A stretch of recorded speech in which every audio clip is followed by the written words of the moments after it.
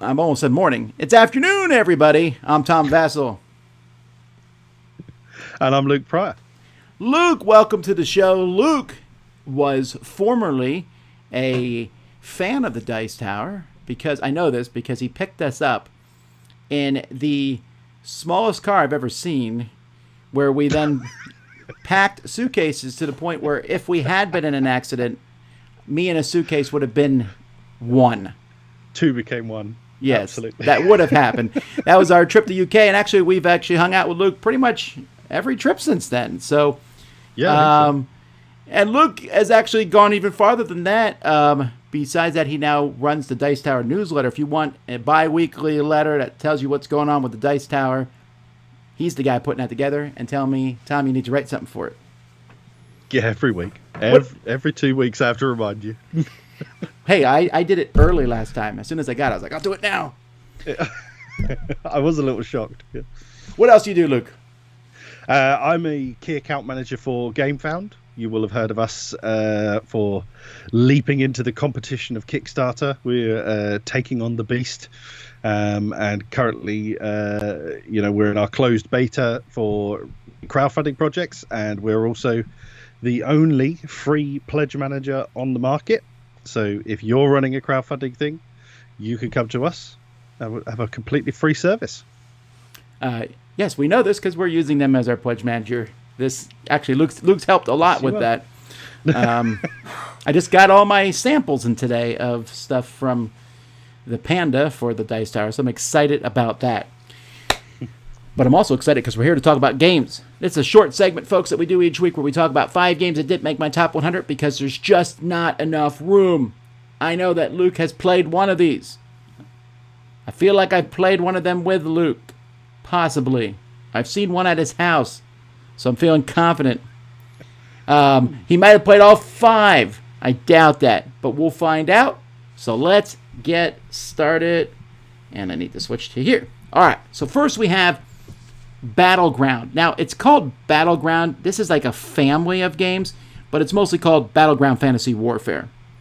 Battleground Fantasy Warfare is a game that came out in 2005. It is essentially a miniatures game. Let me see if I can show you. These are the backs of the cards that have all the stats on them. And here's the front with a top-down view. So it's a miniatures game? It's a miniatures games on cards. And before I go any farther, there we go. There's no way you've played this. Have you? Well, you didn't play it with me. No. Yeah. The reason I didn't think that Luke played it is because I don't know how many people have played this at all. And there's 2 reasons for that. One is because it's just not that well known. 2, I really think the artwork turns people off. It is not great art. No, it's got a very polygon look to it. You know, those are not highly rendered images. It's, and also being a miniatures game player, this is like sacrilege, you know. No, but see, that's the thing. I get that it's sacrilege, but the fact is, I have a 5,000 point Warhammer army in my pocket. Essentially, that's cool. I don't like having to use battle foam and drive a whole truck around just to get my army somewhere. I get it. Let me just find my dictionary to look up the definition of cool. I would maybe disagree somewhat with that being cool. But I also it is such rudeness. Impressive that you can have such a small amount in a small package, and that such a large amount in a small package. But yeah, it's another thing I like about the system is I like that you'll see here in this card. There's a big circle there. You write a command down for this enemy, like you might say close, or do a ranged attack, or go attack a certain unit, and it will keep doing that until you change it. And you can only change a few orders per turn. So that gives you more realistic, because when you play a game like Warhammer 40K, and I'm kind of bashing on Games Workshop here just because of country basis, when you play a game like that, you are essentially almost a god. You control every single unit, which as a general you just can't do. So I felt like this was a little more realistic. That does sound good. Cool. Yeah, and you roll a bunch of dice and hit stuff. It's pretty rules-ishy, and I don't know why I like it so much. There's almost no other big miniature game on my list. But I think I just like to pack stuff. I do like miniatures, but I don't know. I have a soft spot for this one here. Also, it has a lot of different factions. All right, let's move to a game that does have miniatures, and that's Rum Bones. Now, specifically, I'm talking here about Rum Bones Second Tide. It's a better game than the first version, but I would have put the first version in had that one been out. This is based on a MOBA game, which when I first heard about this game, I did not know what MOBA meant. Because that's what we're too old. The young kids are doing these days. Yeah. And I know that MOBAs have probably been out for more than a decade at this point, but probably, yeah. I didn't know either. Yeah, so in this game, you have a bunch of pirates that run at each other and they're hitting each other, but then you control 3 heroes and move them around, do things with them. It is, if you like swashbuckling fantasy pirate action, where you get to just attack each other and do fun things, roll dice, this is really where it's at. I really like this game, if only because of the theme, and this is one of the games where the miniatures really do it for me. You live in the land of miniature games, and you do tend to get CMON games, so I'm going to say you have played this one. I have not played this one. No, I was kind of put off the first time. When it first came out, I thought, oh, it looks cool and there's lots of cool stuff, and look at that. That's crazy. But then the game itself, we get a lot of games obviously nowadays that are dressed with plastic, and there's so much to it. This is one of those ones where I was looking at thinking, I don't think there's enough game to justify the product here, and then the first edition got a little bit bashed. The second edition did sound like it was much better, but I've just so that kind of put me off. I didn't bother ever getting into it, and I've just never known anybody who has it. It's one of those ones. Yeah, but maybe. Sure, but this sounds like a good father-son game. Time justifying it. Yeah, I mean, yes, we probably would. Yeah, my boy and I would probably love it, but it sounds like the sort of one that people who backed it and spent a lot of money justify how much they love it. Well, sure, but it's like any other CMON game. There's too much of it, right? I don't need 25 factions. This really seems like there's too much of it. But taking all that out, I think I don't have all the factions now. I have I think it's right there behind me. You can see it if I move a little bit. And the main reason it's behind me here and not in the Dice Tower library is because I haven't figured out how to put it in the library yet, because it's so overwhelmingly gigantic, the amount of stuff I have, and I don't even think I have half of it. But it's still fun. All right, let's get to one I know the audience will agree with me on, and that is Dinosaur Island. And in just a few months, Dinosaur World will be out, the sequel to this. So I'm really curious about that. Dinosaur Island is Jurassic Park, the board game, or one of many, with pink dinosaurs, a really kind of odd motif. Okay, well, you didn't play the first two. You gotta have. I'll say you have played this one. This one's so popular. I couldn't understand why they made it all pink and day glow and stuff. So no, I haven't played it. As much as I love Jurassic Park, and the idea of a Euro build your own Jurassic Park was just amazing. But Dinogenics is the one I want to play. It looks like it's far more that theme. The whole aesthetic of Dinosaur Island, I just don't. People ask me about that a lot, and I think I've fallen on the side of Dinosaur Island. Although I'm holding out hope that Dinosaur World is better than both of them. Dinogenics is better looking. It has a stronger theme, but Dinosaur Island is just a better game. Also, I replaced all my pink dinosaurs with little realistic dinosaurs. It's nice when you have to do that. You don't have to. I was kind of content with the. I'm that's a lie. I'm never content, but that's me. I'm always improving my games and adding stuff to them. Yeah, someone in the chat here says they look like bubblegum. Ooh. Yeah. I don't have these vials. Bubblegum dinosaurs. I want these vials. Oh, now you've got it. They look like they're 3D printed, Tom. Yeah, I know. Get Roy on it. I think I will. Anyway, so you have here. Oh, this is what my dinosaurs look like. See, that's better. That's much, much better. Would you play it if they look like this? Yeah, I would. I mean, I'd play it now. I just haven't. The reason I didn't buy it, because I'm one of those people where I tend to have the games in my game group.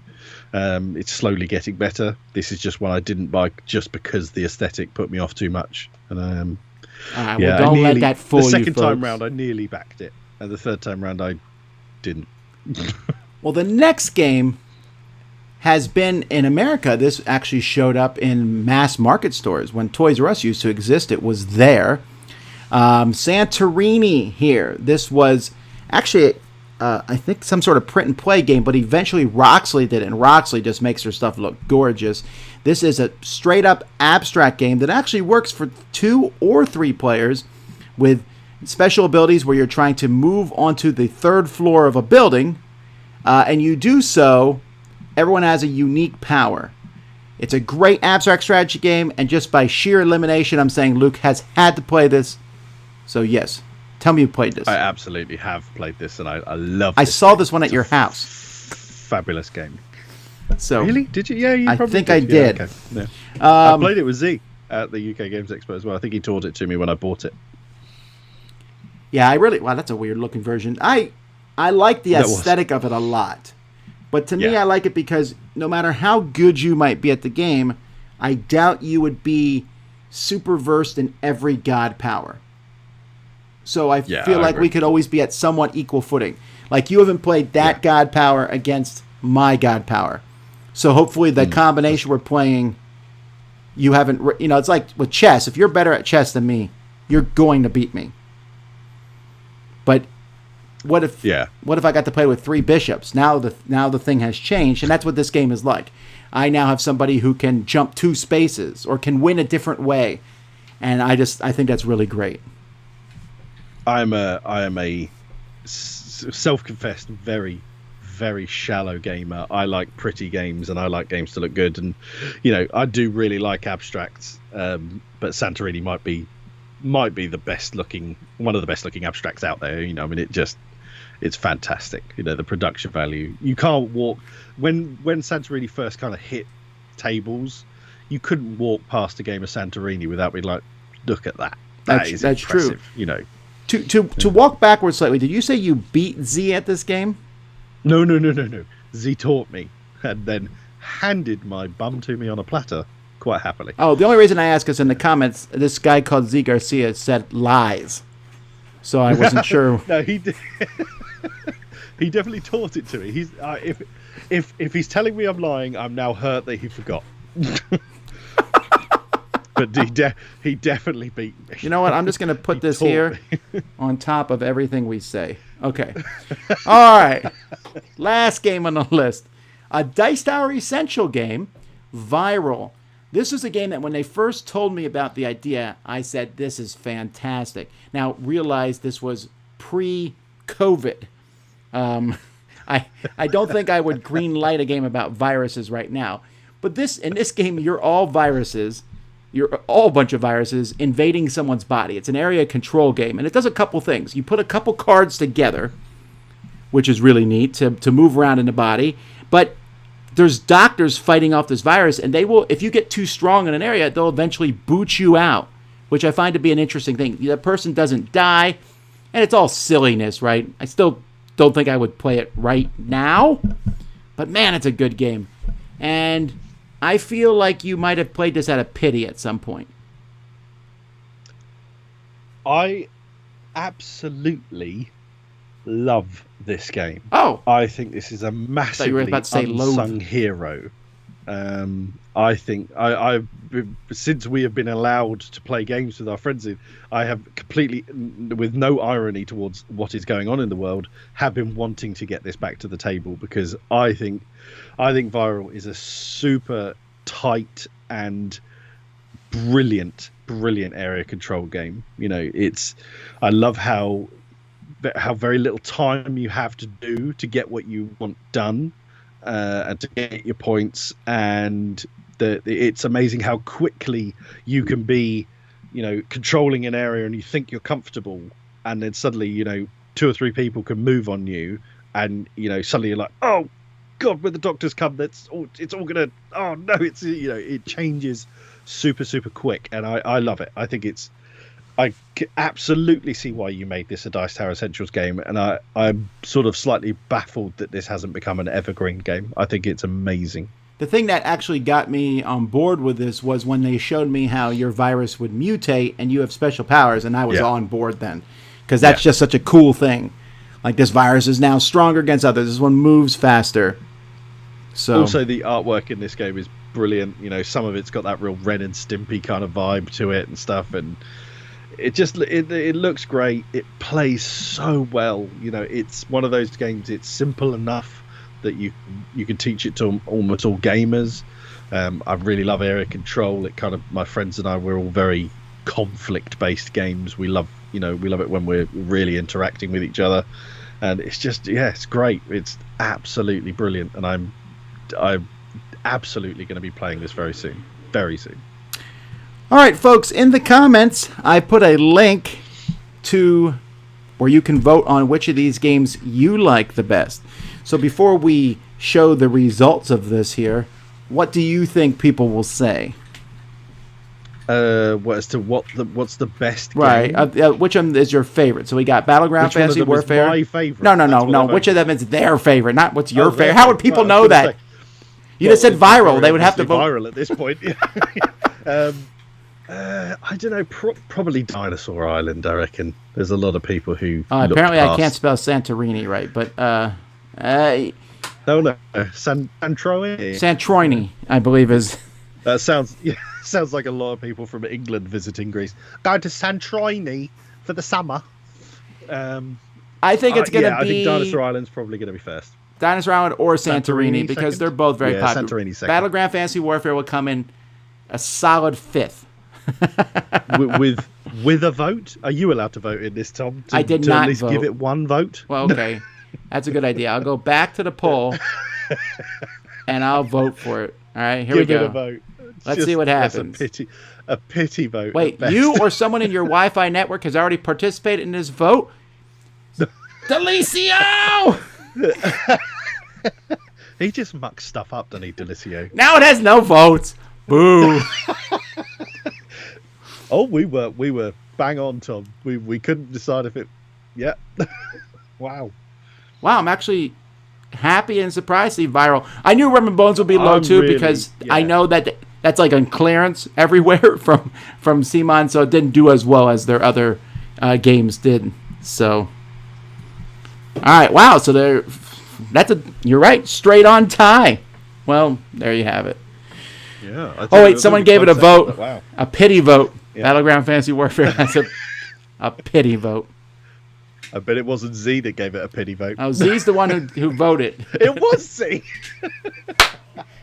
It was me. Alrighty. He's too good to you. Alrighty, folks. Well, there you go. 5 more great games. Luke, if people want to find you on the internet, where should they go? I do some Twitch and YouTube streaming. I do live streams at the same time on Twitch and YouTube. You can find me on Standard Tabletop. I'm generally Twitch streaming video games, but I've got loads of minis that I'm going to paint at the moment because I do painting streams, which I used to do with Dan Hughes of Sporadically Bored. So I do video games and I play some board games online and stuff. So, yeah, Standard Tabletop on Twitch or YouTube. Alrighty, well, thank you. And again, he edits our newsletter too, so check out the Dice Tower newsletter. You can find that at dicetowerdigest.com. Alrighty, well, that's that, folks. By the way, Santorini moved ahead of Dinosaur Island by 2 votes. Just to prove us wrong. I guess. Z voted for Santorini, so the whole thing's off. Folks, we'll be back in 40 minutes with Shoots and Marbles with something brand new. You got to come on and see it. Until then, I'm Tom Vasel. I'm Luke Pryor. Have fun spelling Santorini correctly.